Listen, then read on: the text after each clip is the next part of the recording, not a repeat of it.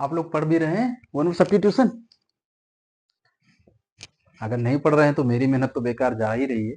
आप भी अपना टाइम किलिंग कर रहे हैं केवल। जो भी पढ़ा रहा हूँ उसको पढ़ लिया करो, याद कर लिया करो, क्योंकि और खासकर उसी टाइम पर आप लोग याद करिए जिस समय मैं पढ़ा रहा हूँ। तो अलग से हमको टाइम क्यों निकालना कि एक बार पहले आप यहाँ पढ़ रहे हो, फिर सोच रहे हो कि अभी तो ऐसे ही रफली वीडियो देख लेता हूँ, बाद में बनाता हूँ। तो दो दो बार टाइम आप दे रहे हो उस पर। इसलिए जब मैं पढ़ाता हूँ तो उसी वर्ड को ध्यान से सुनो और ध्यान से उसको समझो। क्योंकि अभी जितने जितना टाइम मैं इसमें देता हूँ, अगर उसी टाइम पे आप लोग मेमोराइज कर लेंगे इसको, एक कोई कंसेप्ट बना लेंगे कैसे याद करना है, तो ये आपके लिए इजी हो जाएगा। अलग से टाइम नहीं निकालना है। इसी टाइम में जब वीडियो देख रहे हैं उसी टाइम पे आपको लगभग 70 to 80% तो याद ही हो जाएगा। फिर हमको केवल एक रिवाइज करने के लिए रहेगा। ये सब लिखने की जरूरत नहीं पड़ेगी। केवल ये वर्ड मीनिंग की तरह आप इसको याद कर लेना, याद हो जाएगा। ठीक है, और चलिए स्टार्ट करते हैं आज की क्लास। पहला वर्ड है हमारा एंटीक्वेरियन। एंटीक्वेरियन क्या होता है? पुरातात्विक। मतलब पुरा मतलब पुरानी, तात्विक मतलब जो चीजें हैं, जो पुरानी चीजों का अध्ययन जिसमें किया जाता है, उस जो करता है उसको एंटीक्वेरियन बोलते हैं। One who studies antique things. ठीक है, जो एंटीक, जो पहले की चीजें हैं, पुरातत्व विभाग ने उसको खोद के निकाला, तो वो हमारे लिए तो एंटीक ही रहेंगी। उस समय पर उनकी बनावट दूसरी होती थी, किस प्रकार से बनाई जाती थी, मोनोलिथिक होती थी कि पत्थरों के कैसे कैसे तरीके से। अच्छा, लिथिक से जहां पर लिथिक वर्ड आ जाए आप लोग ये समझा करें कि पत्थर से संबंधित कोई बात चल रही है। ठीक है, ये भी तुम्हारा उसमें आएगा रूट वर्ड्स में। तो लिथिक जहां पर आ रहा है वो पत्थरों से संबंधित है, और जहां पर मोनो आ जाए वहां पर एक ही चीज से संबंध होता है कि कोई एक चीज की बात हो रही है। तो जो हमारी पुरानी चीजें मिलती हैं, जहां खुदाई चलती है, सर्वेक्षण होते हैं, फिर खुदाई चलती है, तो वहां पर कुछ ना कुछ चीजें निकलती हैं। जैसे मोहनजोदाड़ो हो गया, आपका इसानागर मिला, ठीक है, रोपड़ हो गया, कालीबंगा हो गया, ये सब क्या है? पुरातात्विक स्थल है। वहां से कुछ ना कुछ एंटिक चीजें मिलती हैं। तो जो इन चीजों का अध्ययन करता है उसको क्या बोलते हैं? एंटीक्वेरियन। जैसे मोहनदास, राखलदास बनर्जी, ये सब क्या थे? एंटीक्वेरियन थे। देखो, इसलिए थोड़ा मैं जोड़ के आपको बताता हूं कि अब आपको हिस्ट्री से इसको कोरिलेट कर दिया। अब एग्जैक्ट आपको प्रॉपर नाउन पता चल गया कि राखालदास बनर्जी थे, ठीक है, या मोहनदास थे, कोई भी है, तो नाम भी पता चल गया। अब उससे कोरिलेट कर दो कि ये एंटीक्वेरियन थे। या उससे याद नहीं करना है तो इसका, जैसे वो क्या विथ फन में बताया मैंने कैसे याद करना है। आंटी कोरिया गई। आंटी जो है कोरिया गई, किस लिए गई? वो एंटिक चीजों को देखने गई है। वहां सर्वेक्षण चल रहा था, खुदाई चली, तो आंटी कोरिया में चली गई। किस लिए? जो पुरातत्व खुदाई चल रही थी वहां पर एंटिक चीजें निकल रही थी। तो मेरी आंटी कैसी है? एंटीक्वेरियन है। ऐसे याद कर लो आप, जैसे भी आपको लगता है कि याद कर सकते हैं आप, याद कर लिया करो। हर वर्ड का मैं कोड वर्ड नहीं बताऊंगा आपको, क्योंकि टाइम टेकिंग होता है। आप लोग सीख चुके हैं कैसे करना है। अगर नहीं सीखे हैं तो वो क्या, विद फन में जाके उसका आइडिया लीजिए कि कैसे इसको कोड वर्ड में बनाना है, एक फनी तरीके से उसको याद करना है। और जब अब ये देखो, एंटीक्वेरियन इतने वर्ड मैंने बोल दिया, लगभग 2 से 3 मिनट हो गए इस वर्ड को समझाने में। अब इसी में आपको याद करना है। मैंने कोरिलेशन भी बता दिया, तो क्या जरूरत है अब इसको अलग से समय देने के लिए? हाँ, ये मैं मान सकता हूं कि कुछ दिनों बाद इसकी याद धूमिल हो जाएगी। तो ऐसा नहीं कि रिवाइज नहीं करेंगे, रिवाइज करना पड़ेगा। ठीक है, एक पुरानी कहावत भी है जैसे कि रोटी क्यों जली, पान क्यों सड़ा, और घोड़ा दौड़ना क्यों भूला। क्योंकि इनका अभ्यास नहीं किया गया। पान को अगर पलटना बंद कर दोगे तो वो दब के सड़ जाएगा। रोटी अगर उसको आप पलटेंगी नहीं तो वो जल जाएगी। और घोड़ा दौड़ना क्यों भूलेगा? अगर आप उसकी प्रैक्टिस नहीं कराएंगे तो घोड़ा आपका दौड़ना भूल जाएगा। ठीक है, तो इसलिए रिवीजन जरूरी होता है। नेक्स्ट देखिए, अपार्थेड। अपार्थेड क्या होता है? नस्ली भेदभाव। ये उस तरीके का नस्ली भेदभाव नहीं है कि मतलब कास्ट वाइज हो या नस्ल वाइज हो, जैसे गोरे काले का, उस तरीके का नहीं है। इसको समझो जरा। अपार्थेड, नस्ली भेदभाव, the policy that segregates people on the basis of race. आप कुछ कुछ बोल भी सकते हैं इसको। आप इसको ऐसे समझ सकते हैं, अपार्थेड का मतलब होता है नस्ली भेदभाव। द पॉलिसी, अब ये नीति से बात आ गई, that segregates people on the basis of race. जैसे अपना जब 1947 से पहले या कुछ समय बाद तक भी काले गोरे का बहुत भेदभाव किया जाता था। जो ब्रिटिश लोग होते थे वो काले लोगों को बहुत निम्न स्तर का समझते थे और अपनी रेस को बहुत ही उच्च कोटि का समझते थे। तो जो नीति काले और गोरे में या रेस में, कुल में भेदभाव करती है, उसको क्या बोलते हैं? अपार्टेड। ठीक है। एपैथेटिक, एपैथेटिक में क्या होता है? उदासीन। हाँ, ये भी देख लो, ये 3 टाइम्स पूछा जा चुका है ओनली एसएससी में। ठीक है, 4 टाइम एसएससी में,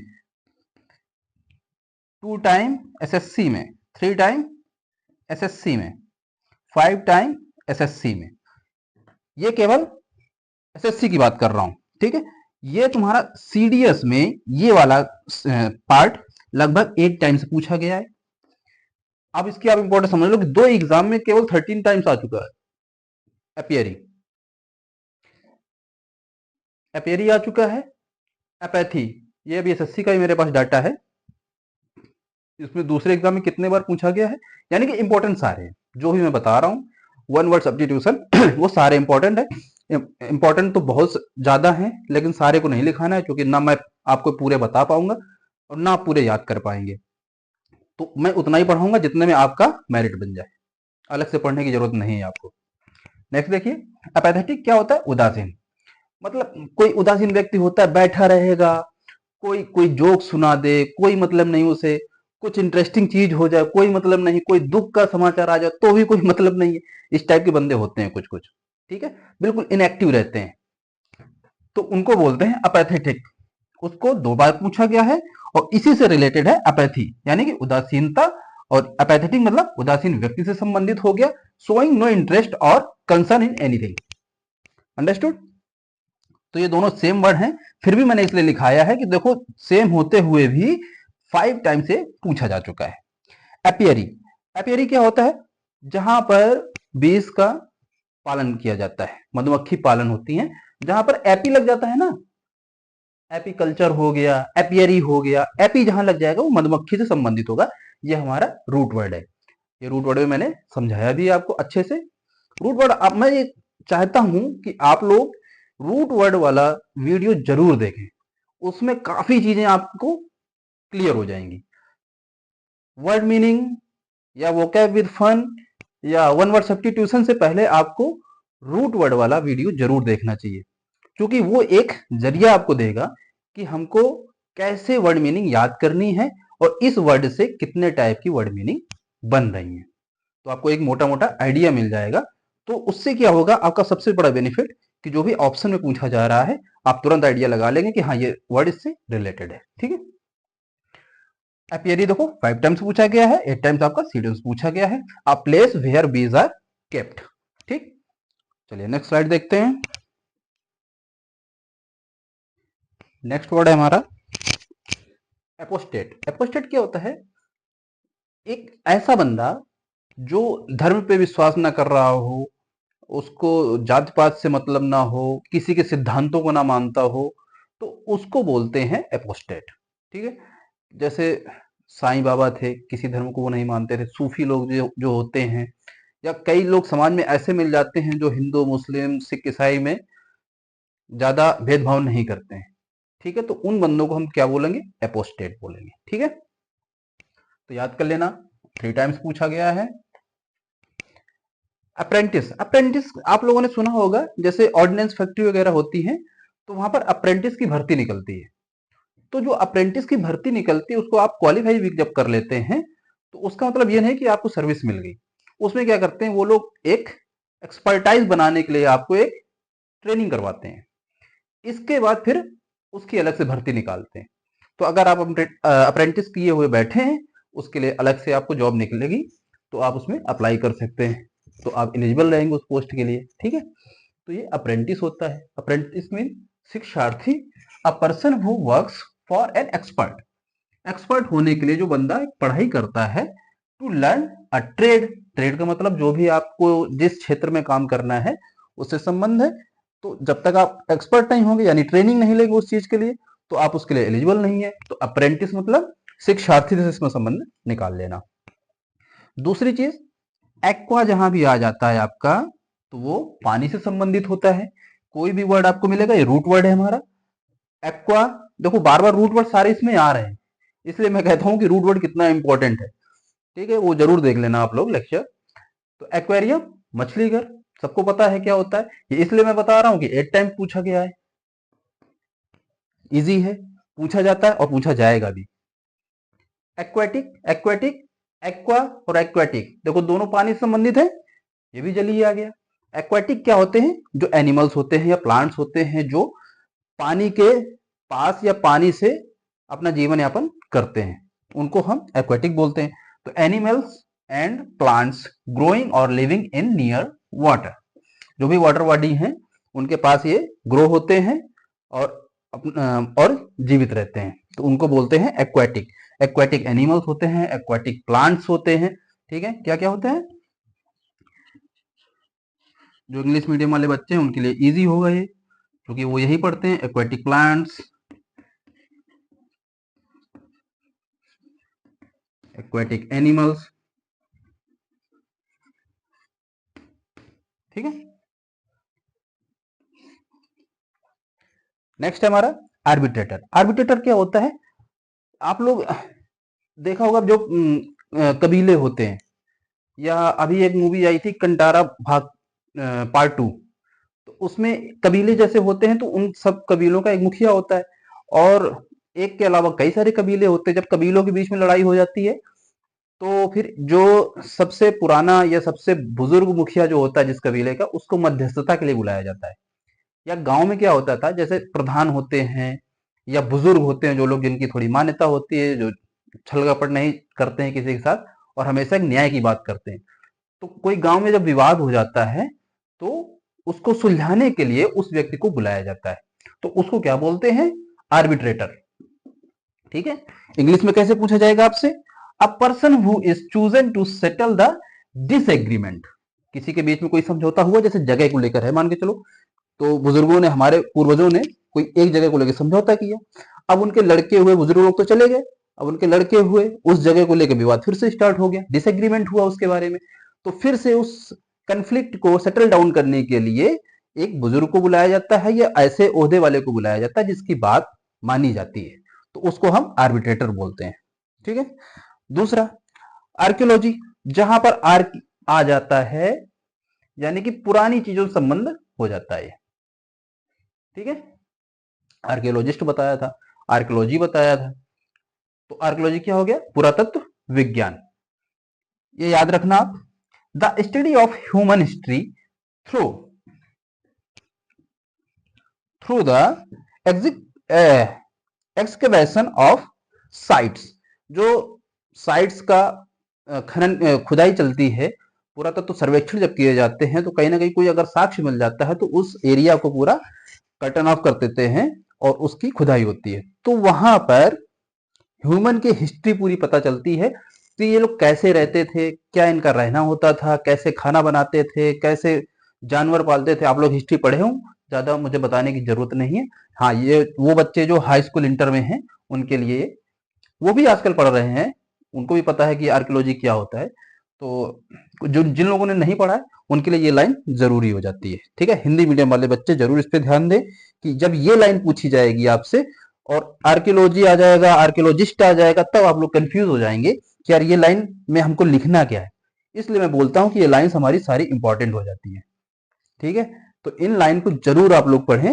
हिंदी तो आपको देखो पता चल गई, आप इसका मतलब ये जानते हैं, इसका मतलब ये हुआ कि आपने वर्ड मीनिंग तैयार कर ली, लेकिन one word substitution is different thing from vocab, because आपको एक्वेटिक पता है, जली है, ठीक है, लेकिन अब आपसे ये अगर पूछ दिया जाएगा एनिमल्स एंड प्लांट्स ग्रोइंग और लिविंग नियर वाटर, तो अब इसी से मिलता जुलता कुछ दूसरा आ जाएगा, या एक्वेटिक एनिमल आ जाएगा, कुछ भी लिख देंगे ऐसे, तो आप फिर कंफ्यूज हो जाएंगे।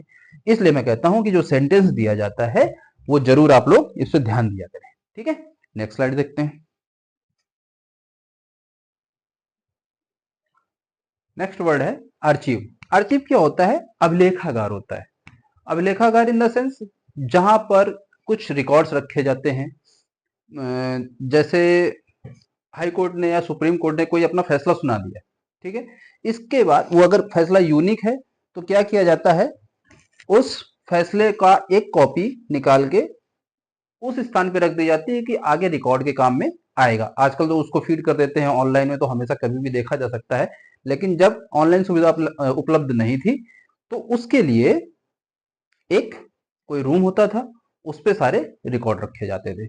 तो कैसे पूछा जाएगा? The place where public government और हिस्टोरिकल रिकॉर्ड्स आर केप्ट। ठीक है, तो उसको हम बोलेंगे आर्चीव। नेक्स्ट हमारा एरेना। देखो ये 10 टाइम्स पूछा गया आर्चीव। और आर्चीव जो आप इसकी स्पेलिंग भी याद कर लेना, क्योंकि स्पेलिंग एरर्स में ये वर्ड कई बार पूछा जाता है, लोग गलती कर देते हैं यहाँ पर, जैसे CH के बाद IE बना देते हैं।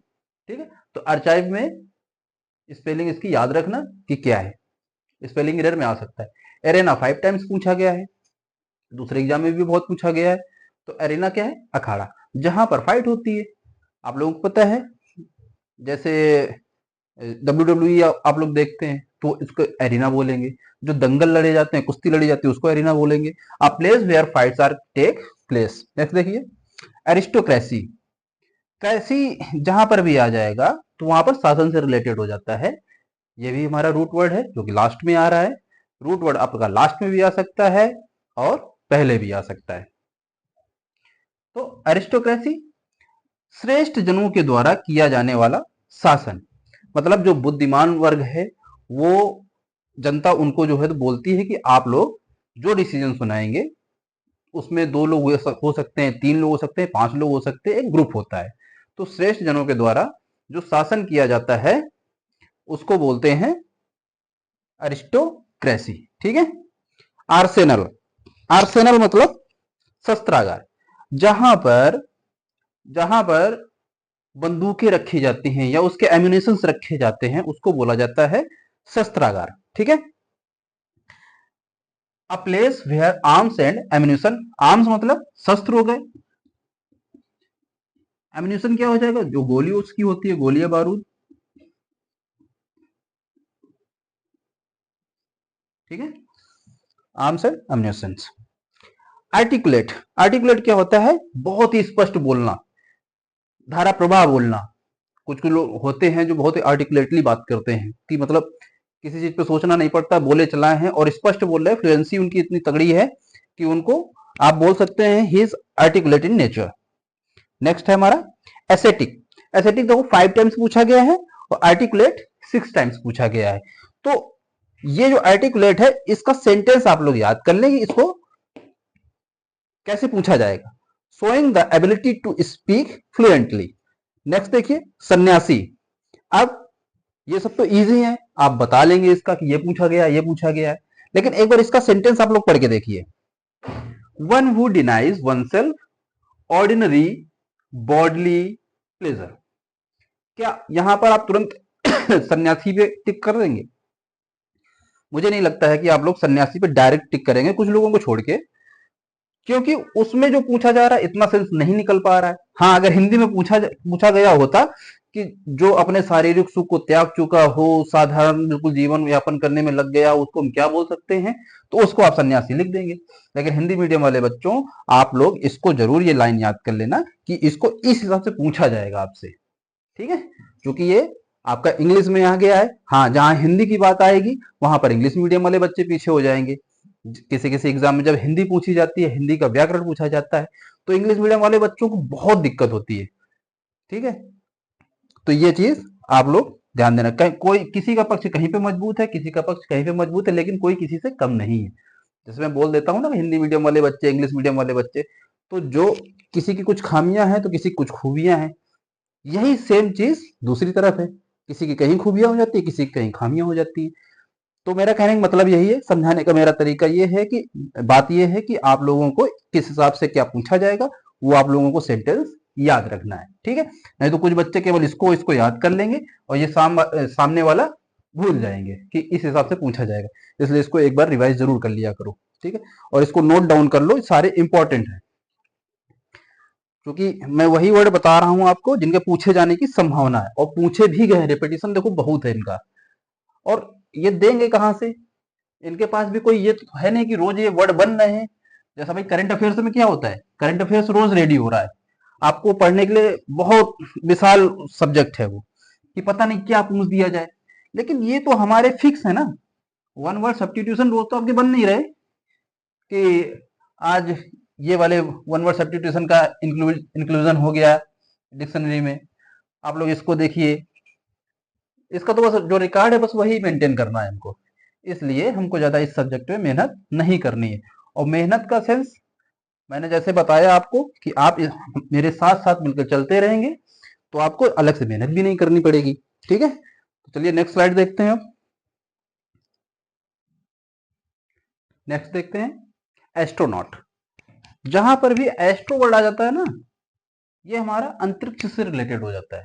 ठीक है, ये हमारा रूट वर्ड है, इसको याद रखना। देखो एस्ट्रो एस्ट्रो एस्ट्रो, ये मैंने इसलिए तीनों वर्ड को लिखाया है, हालांकि आप लोगों को पता चल गया होगा कि खगोल से संबंधित है यानी कि अंतरिक्ष से संबंधित है, फिर भी मैंने इसलिए लिखाया है इसको क्योंकि इसकी फ्रिक्वेंसी इतनी ज्यादा है ना, 8 टाइम्स 7 टाइम्स 7 टाइम्स पूछे गए। ठीक है, इसलिए इसको लिखाना जरूरी था। एस्ट्रोनॉट अंतरिक्ष यात्री, इसको पूछा कैसे जाएगा? A person trend for space flight. अब ये अगर पूछ दिया जाएगा तो हो सकता है कोई मतलब ना निकाल पाए, स्पेस फ्लाइट के लिए उसको क्या बोलते हैं, लेकिन ये इजी है, आप लोग निकाल लेंगे। नेक्स्ट देखिए एस्ट्रोलॉजी। जहां लॉजी की बात आ जाती है वहां किसी चीज के अध्ययन की बात आ जाती है, ये हमारा रूट वर्ड है लॉजी, मैंने बताया हुआ है ऑलरेडी। और एस्ट्रो तो आप समझ ही गए कि जहां पर अंतरिक्ष में कुछ अध्ययन की बात चल रही हो। तो ज्योतिष शास्त्र क्या होता है? ग्रह और नक्षत्रों को देख के, तारों को देख के फोरटेलिंग करते हैं, भविष्यवाणी करते हैं। ठीक है, हालांकि मैं इन बातों में मानता नहीं हूं, लेकिन वो लोग करते हैं, होता भी होगा कुछ, लेकिन मैं नहीं मानता। द साइंस ऑफ फोरटेलिंग मतलब भविष्यवाणी करना, पहले से ही बता देना।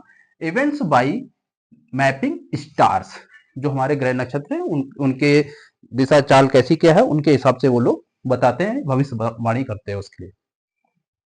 एस्ट्रोनॉमी, एस्ट्रोनॉमी 8 टाइम्स पूछा गया है। देखो ये एस्ट्रो है यानी कि अंतरिक्ष से संबंधित है, ज्योतिष शास्त्र क्या है? अंतरिक्ष से ही संबंधित हुआ क्योंकि चांद तारों को देख के भविष्यवाणी की जा रही है। खगोल, खगोल से कुछ लोग पक्षियों के विज्ञान से संबंध बना लेते हैं, वो खग मीन अलग हो गया, ये खगोल हमारा जो है अंतरिक्ष से संबंधित है। खगोल शास्त्र, एस्ट्रो यहां पर आ गया। देखो अंग्रेजी वर्ड में कभी कभी ऐसा होता है, एग्जैक्ट वर्ड हमको पता रहता है कि एस्ट्रो है तो यानी कि आकाशीय चीजों से ही संबंधित होगा, लेकिन हिंदी में कभी कभी क्या होता है, खग उसको भी बोला जा रहा है, खगोल इसको बोला जा रहा है, तो लोग कंफ्यूज हो जाते हैं। खगोल शास्त्र में पक्षियों का विज्ञान तो नहीं है, उसके कंफ्यूजन में ना रहना, एम्बिग्यूटी नहीं होनी चाहिए। एस्ट्रोनॉमी यानी खगोल शास्त्र। The study of celestial body, जो आकाशीय है, नैसर्गिक बॉडी है, उनके बारे में जहां अध्ययन किया जाता है उसको हम खगोल शास्त्र बोलते हैं। एजाइलम, एजाइलम क्या होता है? दो चीज इसका मतलब होता है। एजाइलम होता है जहां पर एक शरण स्थल होता है, कि जैसे दूसरे देश के लोग कहीं दूसरे देश में जाके शरण लेते हैं, उसको बोलते हैं एजाइलम। दूसरा एजाइलम क्या होता है? जहां मेंटली चैलेंज बंदे होते हैं, लड़के व्यक्ति होते हैं, वहां पर उनको रखा जाता है, एक ऐसा प्लेस जो मेंटली अनफिट है, या जिसको बोल सकते हैं हिंदी में कि जो पागल हैं, उनको ऐसे हॉस्पिटल में रखा जाता है, तो उसको एजाइलम बोलते हैं। ठीक है, नेक्स्ट देखना एथिस्ट। एथिस्ट आप लोग वर्ड मीनिंग जरूर याद कर लेना, सॉरी वर्ड मीनिंग नहीं, इसकी स्पेलिंग। ठीक है, स्पेलिंग ऐसा क्यों बोल रहा हूं? क्योंकि यहां पर आप लोग इतना कंफ्यूज हो जाते हैं कि आई पहले आएगा कि ई पहले आएगा। देख लीजिए, इसकी स्पेलिंग अच्छे से पढ़ लीजिए। और ये 10 टाइम्स पूछा जा चुका है, हालांकि सबको पता होता है एथिस्ट किसको बोलते हैं, इसलिए मैंने इसका मीनिंग भी नहीं लिखा है कुछ, क्योंकि इतने बार पूछा जा चुका है, आप सबको पता है कि एथिस्ट किसको बोलते हैं। हाँ, आप लोग कंफ्यूज कहां होंगे, वो पॉइंट मैंने बता दिया है कि इसकी स्पेलिंग एरर जब आएगी तब आप लोग कंफ्यूज हो जाएंगे। 95% बच्चे इसको गलत करेंगे। ठीक है, अगर आप 5% में आ रहे हो यानी कि आपकी पढ़ाई बहुत अच्छी चल रही है, तो आप अपनी तरफ से बेफिक्र रहिए, यानी कि आपकी इंग्लिश अच्छी है, अगर आपको ये कंफ्यूजन नहीं है। नहीं तो मोस्टली बच्चे, मैं जैसे किसी से पूछ भी देता हूं ना, तो यहां पर कंफ्यूज हो जाते हैं कि एथिस्ट की स्पेलिंग क्या होती है। तो एथेइस्ट, एथेइस्ट ऐसे पढ़ लिया करो आप कि एथेइस्ट। जब कोई स्पेलिंग आपको नहीं याद हो रही है तो उसका याद करने का तरीका भी मैंने बताया है कि कैसे उसको याद करना है, वो आप लोग देख लेना वोकैब विद फन में। तो एथियस्ट हमारा नास्तिक। अब आज का सेशन यहीं खत्म करते हैं। आप लोगों को जितने भी वर्ड अभी मैंने बताए हैं, लगभग 24 से 25 वर्ड, वन वर्ड सब्स्टिट्यूशन बता दिए हैं। एक दिन में इतना सफिशियंट है। आपको मैंने इसको बताने में लगभग 20 से 25 मिनट लिए हैं। आप लोग केवल अपनी तरफ से 2 मिनट देना। ये जहां जहां वर्ड लिखे ना, एक बार रिवाइज कर दो, फिर बुक बंद करना। अगर आपने नोट डाउन किया है या नहीं भी किया है तो स्क्रीनशॉट ले लिया करो। क्या पता बाद में कभी मन आ जाए कि यार अब बना लेते हैं इसको। ठीक है, क्योंकि ये एक बुक का रेफरेंस नहीं मैं देता हूं आपको, ये 2 बुक का या 3 बुक का लगभग लगभग रेफरेंस रहता है। करंट अफेयर्स का रहता है, पेपर का रहता है, और जो हमारी बुक्स हैं 2, उसका मैं रेडी करवाता हूं। तो हो सकता है कि एक बुक अगर आप लोग पढ़ रहे हो उसमें पूरा कवर ना हो, या कुछ दूसरे हिसाब से पूछ दिया गया हो। तो जैसे सेंटेंस होते हैं ना, तो किसी में कोई शॉर्ट कर दे देते हैं और पूछ कुछ अलग से दिया जाता है। तो इसलिए मैं पूरा वर्ड आपको लिखता हूँ, पहले मैं खुद पूरा लिखता हूँ और ऐसा करता हूँ कि जो 2 बुक्स में अलग अलग दिया गया उसको एक कंबाइन करके लिख देता हूँ कि आपको कंफ्यूजन ना हो। कुछ भी पूछ दे अब आपको ये वर्ड लिख देना है। ठीक है, तो आज का सेशन यही खत्म करते हैं, मिलते हैं नेक्स्ट क्लास में। Thank you.